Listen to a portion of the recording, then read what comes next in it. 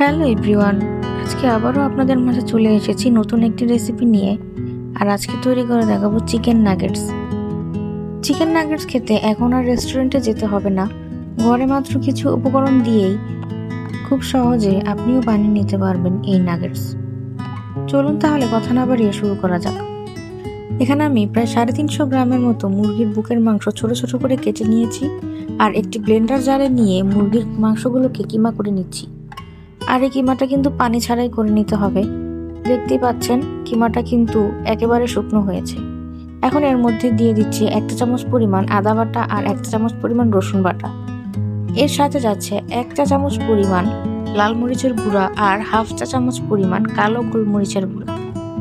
দিয়ে দিচ্ছি 1 চা চামচ পরিমাণ বেকিং পাউডার, স্বাদ মতো লবণ,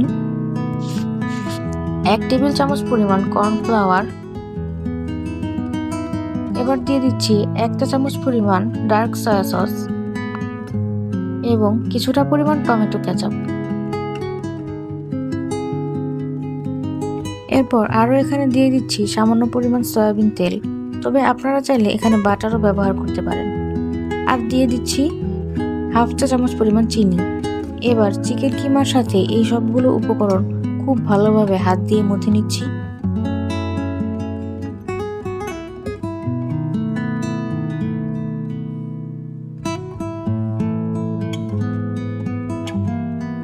আমি এখানে টোস্ট বিস্কিটের গুঁড়া নিয়ে নিয়েছি, আর এই টোস্ট বিস্কিটের গুঁড়াটা অল্প অল্প করে দিয়ে চিকেন কিমাটা ভালোভাবে মেখে নিচ্ছি।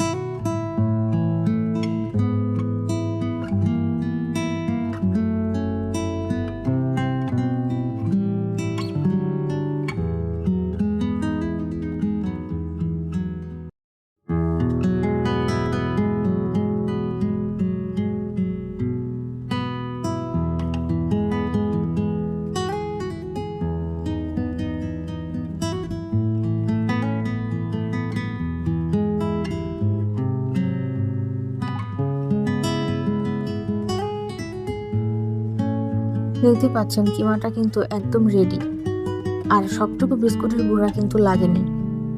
এখন চিকেন নাগেটসগুলো বানিয়ে নেওয়ার জন্য এরকম একটি ছড়ানো প্লেট নিয়ে নিচ্ছি এবং হাতের মধ্যে কিছুটা পরিমাণ সয়াবিন তেল মেখে আমি প্লেটের গায়ে ভালোভাবে মেখে নিচ্ছি, যাতে করে নাগেটসগুলো খুব সহজেই উঠে আসে।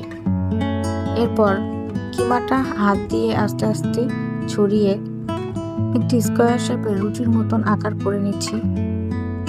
আর এই কাজটা আপনারা দেখেই বুঝতে পারবেন কিভাবে করতে হবে।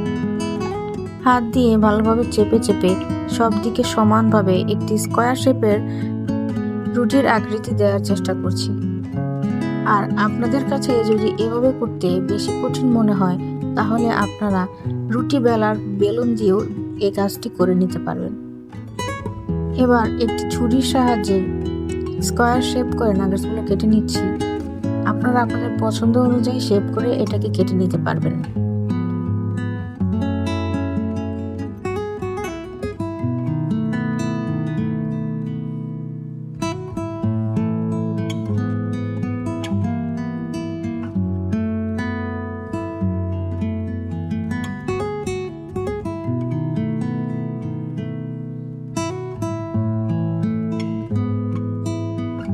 কাটা হয়ে গেলে একটা নাগেটস আমি তুলে দেখাচ্ছি এটা কিরকম পরিমাণ পুরু হবে। অন্যদিকে একটি বাটিতে রুম টেম্পারেচারে থাকা 2টো ডিম ভেঙে নিচ্ছি, আর একটি কাঁটা চামচ দিয়ে ডিম দুটোকে ভালোভাবে ফেটে নিচ্ছি। অনেকেই ডিম ফাটার সময় এখানে লবণ ব্যবহার করেন, তবে লবণ ব্যবহার করলে কিন্তু ডিম থেকে পানি ছেড়ে দেয়, তাই আজকে আমি এখানে কোনো প্রকারের লবণ ব্যবহার করব না। এরপর একটি প্লেটে নিয়ে নিয়েছি ময়দা। নাগেটসগুলো কোট করার জন্য প্রথমে ময়দার উপরে দিয়ে ভালোভাবে ছড়িয়ে দিচ্ছি, আর এরপর ডিমের মধ্যে দিয়ে চুবিয়ে নিব। আপনারা নিশ্চয়ই দেখেই বুঝতে পারছেন কাজটা আমি কিভাবে করছি। ডিমের মধ্যে চুবানো হয়ে গেলে এরপরে এই নাগেটসগুলোকে অরেঞ্জ ব্রেড ক্রাম্বসের মধ্যে গুলিয়ে নিতে হবে। আর এই অরেঞ্জ ব্রেড ক্রাম্বসের রেসিপি কিন্তু আগেই দেয়া আছে আমার চ্যানেলে। আপনারা চাইলে ব্রেড ক্রাম্বসের রেসিপি দেখে ঘরেই ব্রেড ক্রাম্বস তৈরি করে এই নাগেটসগুলো বানিয়ে নিতে পারবেন। এই তো একটা নাগেটস কিন্তু বানানো হয়ে গেছে। এরপর আমি আরেকটা নাগেটস বানিয়ে দেখাচ্ছি।